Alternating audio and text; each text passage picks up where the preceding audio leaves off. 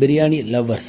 பிரியாணின்னு ஒரு வார்த்தை சொல்லும்போது நமக்குள்ள ஒரு ஃபீல் வரும். அந்த ஃபீல் 80களில் பிறந்து 90களில் சிறுவர்களாகவும் இளைஞராக இருக்கிறவங்களுக்கு ஒரு விதமான ஃபீலிங்கே கொடுக்கும். ஏன்னா பிரியாணிங்கிற உணவு அவ்வளோ எளிதில் அவங்களுக்கு கிடைக்கல.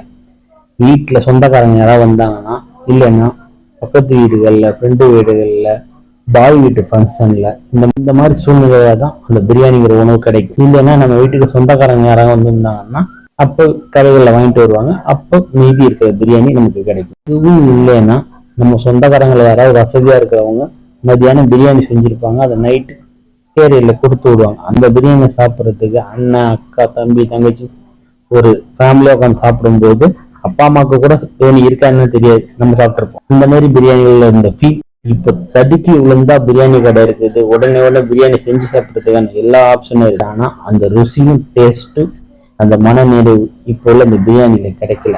80ஸ்ல 90ஸ்ல சிறுவராகவும் இளைஞராக இருந்தவங்களுக்கு